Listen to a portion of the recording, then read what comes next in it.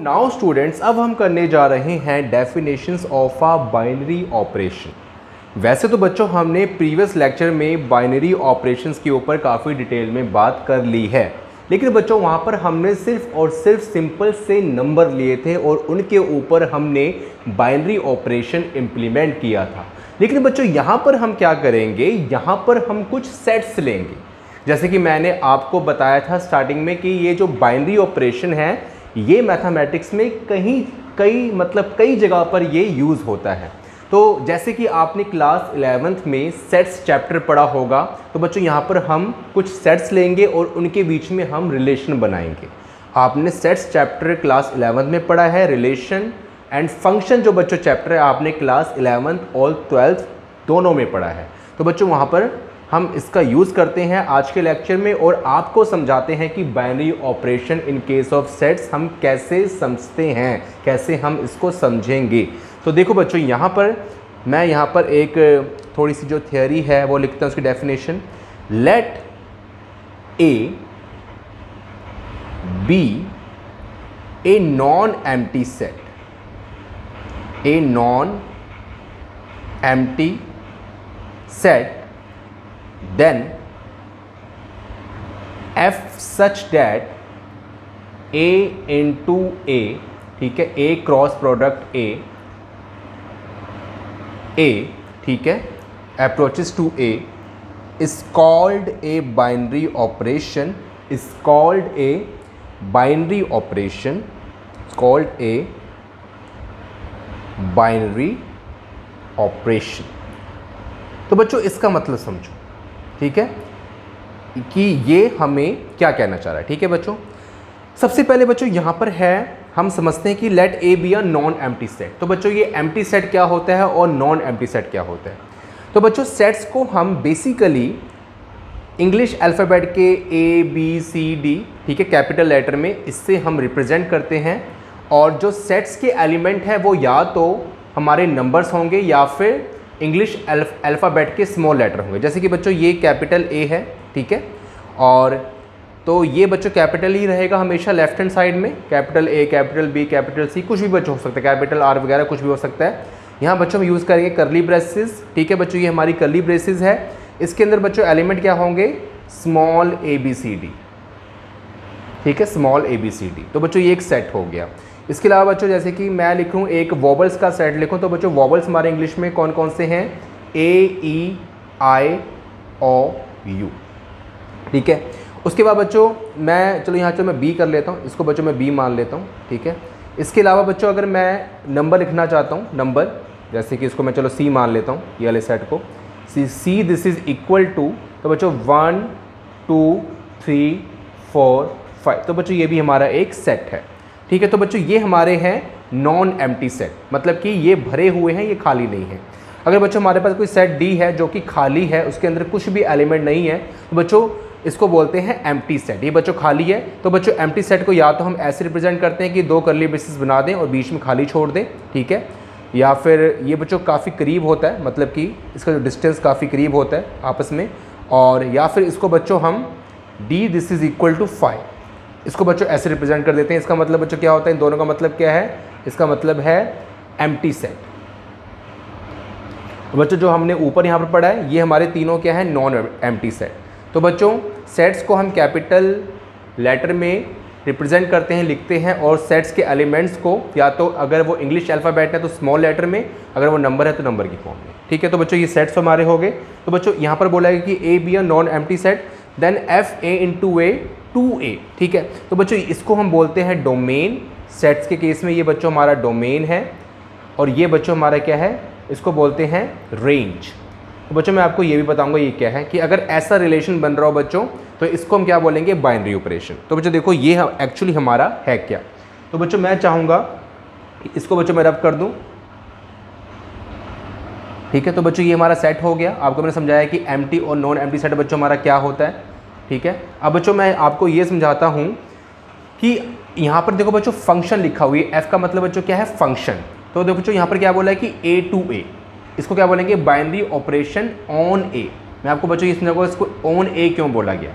इसका मतलब बच्चों क्या है कि जैसे कि हमारे पास यहाँ पर एक ये सेट है ए, तो बच्चों इसके अंदर मैं कुछ एलिमेंट लिख लेता हूँ, जैसे कि 1 2 3 4। ठीक है बच्चों, ये मैंने एलिमेंट इसके अंदर लिख लिए। इसके अलावा बच्चों इन्होंने क्या बोला है कि जो दूसरा सेट है बच्चों उसका साथ वाला होगा वो भी ए होगा, तो बच्चों ये ए हुआ। ठीक है, तो बच्चों ए है तो इसके अंदर बच्चों मैं एलिमेंट लिख लेता हूँ 1 2 3 4। ठीक है, अब बच्चों इनके बीच में हमने क्या बनाना है, एक रिलेशन बनाना है। ठीक है, इसको बच्चों हम एफ से रिप्रेजेंट करेंगे या फिर हम आर से रिप्रेजेंट भी कर सकते हैं। ठीक है, तो बच्चों इनके बीच में हमने एक रिलेशन बनाना है एफ। ठीक है बच्चों, एफ क्या है, फंक्शन। फंक्शन मतलब बच्चों क्या होता है कि कुछ नवा हमने बनाना है। ठीक है बच्चों, फंक्शन का मतलब क्या होता है कि मैथमेटिक्स में कुछ हमें नवा बनाना है। जैसे कि बच्चों हम करते हैं कि फंक्शन, कि ये चीज़ ऐसे फंक्शनेट कर रही है, जैसे कोई मशीन हमारी ऐसे फंक्शनेट कर रही है। तो बच्चों मैथमेटिक्स में भी अगर हम यहाँ पर कुछ लिख दें कि F X this is equal to 2x, तो बच्चों ये फंक्शन का एक फॉर्मूला है, मैं लिख दिया। और जैसे बच्चों ये फंक्शन को एफ एक्स को बच्चों मैं y भी लिख सकता हूँ। जैसे बच्चों मैं x की वैल्यू चेंज करूँगा तो बच्चों यहाँ पर y की वैल्यू चेंज होगी। जैसे मान के चले कि मैंने यहाँ पर x को 1 पुट किया, तो देखो बच्चों ये क्या बन जाएगा, 2 × 1 दिस इज इक्वल टू 2। तो बच्चों y कितना आ गया, 2। हमने जब बच्चों x को यहाँ पर 2 पुट किया तो बच्चों देखो y कितना आ गया, हमारा 4 आ गया। मतलब कि जो y है वो x के ऊपर डिपेंड कर रहा है। ठीक है, फंक्शन बच्चों ऐसा होता है, यहाँ दो वेरिएबल होते हैं y और x, तो बच्चों y जो होता है वो x के ऊपर डिपेंड करता है। x को बच्चों हम चेंज करेंगे खुद से तो y हमारा खुद ब खुद चेंज हो जाएगा। तो जैसे कि बच्चों हम यहाँ लिखेंगे जब हमने x को 1 पुट किया तो y बच्चों हमारा कितना आया, 2। और जब बच्चों हमने x को, ये बच्चों हमारे पास x वाला पॉइंट होता है, ये y वाला पॉइंट होता है। और जब बच्चों हमने x को 2 पुट किया तो y हमारा क्या आया, 4 आया। ठीक है, तो बच्चों ये हमारा फंक्शन होता है। तो बच्चों वैसे ही है कि हम कुछ नवा बना रहे हैं। ठीक है, हम कुछ वैल्यू पुट करें नवा बना रहे हैं, तो बच्चों ये फंक्शनेट कर रहे हैं यहाँ पर हम। ठीक है, a to a। ठीक है, ऐसे बच्चों जाएगा। और इसका बच्चों रिलेशन हम कैसे बना रहे हैं कि हम कहते हैं कि 1 से 1। ठीक है, सेम। ओके, ये 1 से 1 बच्चों हमारा बना रहे हैं, 1 से 1 2 अपना 2 से 2 और 3 से 3 और 4 से 4 बच्चों ये हमारा रिलेशन बना रहा है। ठीक है, तो बच्चों यहाँ पर जो हमारे पास f आएगा, f this is equal to, बच्चों f क्या हमारा एक सेट हो गया। ठीक है, ये हमारा सेट हो गया, इसको हमने चलो कैपिटल F से बच्चों हम लिख सकते हैं। ठीक है, अगर बच्चों F ना लिखना चाहे तो हम कुछ और भी लिख सकते हैं, मतलब हमने कैपिटल चलो R लिख लिया अपनी मर्जी से। ठीक है, तो बच्चों हमें चलो R भी यहाँ लिख सकते हैं, ऐसा कोई मसला नहीं है, क्योंकि ये हमारा रिलेशन ही होता है, तो ज़्यादा बेटर हमारा रिलेशन रहेगा R। तो F का मतलब क्या, कोई फंक्शनेट कर रहा है, ये कोई नई चीज़ बन रही है। ठीक है, यहाँ पर मतलब अगर हम लिखना चाहें तो कैपिटल F भी बच्चों हम यहाँ पर लिख सकते हैं। तो देखिए बच्चों 1 से 1। ठीक है बच्चों, देखो क्या हो जाएगा, 1 × 1। ठीक है, ये बच्चों ब्रेसेस में आ गया। उसके बच्चों यहाँ पर कि देखो क्या आएगा, 2 × 2 मतलब कि 2 × 2। बच्चों 3 × 3 मतलब 3 × 3 और बच्चों 4 × 4 तो बच्चों 4 × 4। ठीक है, ये बच्चों एक तो रिलेशन ये बन गया। लेकिन बच्चों जो यहाँ पर बोला गया है a × a। ठीक है, a × a, ये बच्चों ये दूसरा रिलेशन है, ये भी बच्चों हम बना सकते हैं। अगर इसको बच्चों हम R1 मान लें तो इसको बच्चों हम a × a को, इसको बच्चों हम बोलते हैं कार्टेशियन प्रोडक्ट। इसको बच्चों हम क्या बोलते हैं, a × a को। अगर बीच में बच्चों यहाँ पर क्रॉस प्रोडक्ट, इसको क्या बोलेंगे, कार्टेशियन प्रोडक्ट। Cartesian product. ठीक है, तो देखो बच्चों इसको हम कैसे मल्टीप्लाई करेंगे, जैसे 1 को हमने 1 के साथ मल्टीप्लाई करना है। ठीक है, सारे एलिमेंट के साथ। फिर बच्चों हमने 1 को 2 के साथ मल्टीप्लाई करना है। फिर बच्चों हमने 1 को 3 के साथ करना है। ठीक है बच्चों, फिर हमने 1 को 4 के साथ करना है। मतलब 1 का जो रिलेशन बच्चों सबके साथ बन गया, 3 के साथ बन गया और बच्चों 4 के साथ ही बन गया। और ठीक है बच्चों, ये हमारा हो गया। तो इसको बच्चों हम क्या बोलते हैं, कार्टेशियन प्रोडक्ट। जैसे यहाँ पर बच्चों में बोला गया है। उसके बच्चों यहाँ पर 2 को हमने 1 के साथ रिलेशन इसका रिलेट करना है, तो बच्चों 2 1, वैसे बच्चों 2 2 एंड 2 3 2 4। वैसे बच्चों 3 1 3 2 3 3 3 4। तो 3 1 3 2 3 3 3 4। और बच्चों वैसे ही 4 1 4 2 4 3 4 4 4 1 4 2 4 3 एंड 4 4। ठीक है बच्चों, ये हमारा हो गया। ओके, तो बच्चों इतना हमारा हो गया। तो बच्चों ये हमारा क्या बन गया, रिलेशन बन गया। अब बच्चों यहाँ पर हमें क्या बोला गया है कि अब देखें यहाँ पर डोमेन और बच्चों रेंज क्या है, मैं ये बताना आपको भूल गया। तो बच्चों डोमेन कहते हैं हम इसको, ये वाले सेट के जो एलिमेंट है इसको बच्चों हम क्या बोलते हैं, डोमेन। ठीक है, ये वाले बच्चों सेट के जो एलिमेंट होते हैं इसको बच्चों एलिमेंट, इसको बोलते हैं कोडोमेन। ठीक है, और बच्चों रेंज क्या होता है, रेंज समझना, जैसे कि जिसके साथ इसने रिलेशन बनाया। जैसे कि अगर मैं यहाँ डोमेन लिखना चाहूँ इस केस में, तो बच्चों डोमेन हमारा क्या होगा, ठीक है। डोमेन बच्चों हमारा क्या होगा कि मतलब 1 2 3 4।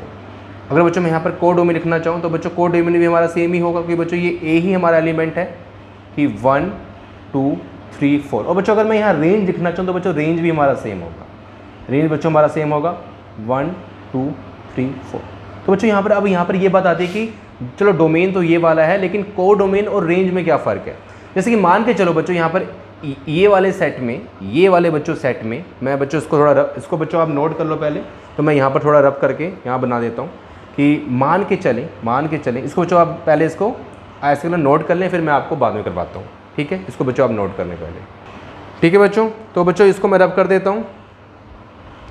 तो जैसे कि बच्चों यहाँ पर मैं अब एक रेंज के लिए आपको बताने जा रहा हूँ अलग से। तो जैसे कि यहाँ बच्चों हमारे पास एक सेट है,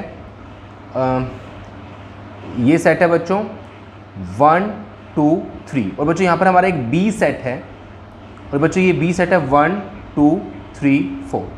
तो बच्चों ए का 1 का 1 के साथ, 2 का 2 के साथ, और 3 का चलो 4 के साथ कर लेते हैं।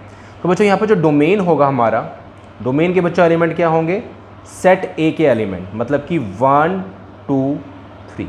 को डोमेन बच्चों हमारा यहाँ पर क्या होगा, को डोमेन बच्चों हमारा यहाँ पर होगा इसके सेट बी के एलिमेंट 1 2 3 4।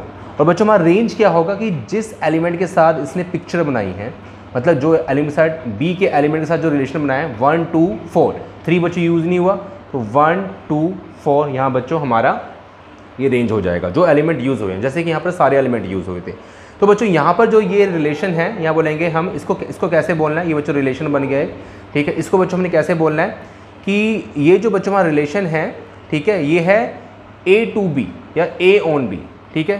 तो बच्चों ये जो हमारा रिलेशन है, ठीक है, यहाँ जैसे कि यहाँ पर F लिखा तो बच्चों यहाँ पर R भी लिख सकते हैं हम, ये है A, ठीक है, A to B, या फिर आप इसको मल्टीप्लाई फॉर्म में लिख दें कि A to B, और इसका जो बच्चों हमारे पास जो रिज़ल्ट आ रहा है, ठीक है, या फिर आप ऐसे करें A to B ऐसे कर दें डायरेक्टली। आप A हमने जैसे क्रॉस प्रोडक्ट यहाँ पर किया, हमने ऐसा नहीं किया, हमने ये वाला कर दिया, तो A to B कर लें आप। A to B की जो रिलेशन है A to B है, ठीक है, A on B या फिर A to B। जैसे कि बच्चों यहाँ पर लिखा हुआ है ना, यहाँ पर क्या लिखा हुआ था, बाइनरी ऑपरेशन ऑन ए। अगर बच्चों दोनों मतलब कि डोमेन और कोडोमेन सेम है तो बाइनरी ऑपरेशन ऑन ए। अगर बच्चों यहाँ लिखेंगे तो यहाँ पर क्या लिखेंगे, binary operation A on B, binary operation A on B या फिर A to B, binary operation A to B. इस केस को बच्चों हम ऐसे बोलेंगे, मतलब जो प्रोनाउंसिएशन करेंगे binary operation A on B या फिर binary operation A to B, ठीक है, या फिर ए टू बी, मतलब ज़्यादा बेटर है बच्चों ए टू बी आप कर लें, क्योंकि आजकल जो लैंग्वेज है उसमें ज़्यादा ए टू बी हम यूज़ करते हैं। तो binary operation A to B, ठीक है बच्चों, ऐसे बोलेंगे। अगर दोनों डोमेन और कोडोमेन दोनों सेम है तो बाइनरी ऑपरेशन ऑन ए, मतलब ऑन ए मतलब ए टू ए। अगर ए और बी दो सेट है बच्चों डिफरेंट, तो A to B, binary operation A to B, ठीक है बच्चों, ये हमारा हो गया। और यहाँ पर देखो बच्चों हमारे पास ये देखें कि ये भी हमारा जो x, इसके जो एलिमेंट है डोमेन के, इसको बच्चों हम जनरल फॉर्म में x कह देते हैं कि इसके एलिमेंट x है बच्चों, इसके एलिमेंट y हैं। तो यहाँ पर बच्चों हम क्या लिखेंगे कि where X Y belongs to, क्योंकि बच्चों ये दोनों क्या हमारे a हैं, बिलोंग्स टू, ऐसे लिख देंगे कि x भी बच्चों हमारा a से बिलोंग कर रहा है, y भी हमारा a से बिलोंग कर रहा है। यहाँ बच्चों क्या लिखेंगे कि x बिलोंग्स टू a और y बिलोंग्स टू b, यहाँ पर ऐसे लिखेंगे, ठीक है। तो बच्चों आई होप कि आपको ये समझ आ गया होगा। अब बच्चों हम नेक्स्ट करते हैं। तो बच्चों नेक्स्ट केस में हम क्या पढ़ेंगे, कुछ एग्जांपल्स पढ़ते हैं इसके मुतालिक, इससे रिलेटेड बच्चों, तो वो बच्चों हम करते हैं आगे। तो उससे पहले आप इतना नोट कर लें। Thank you.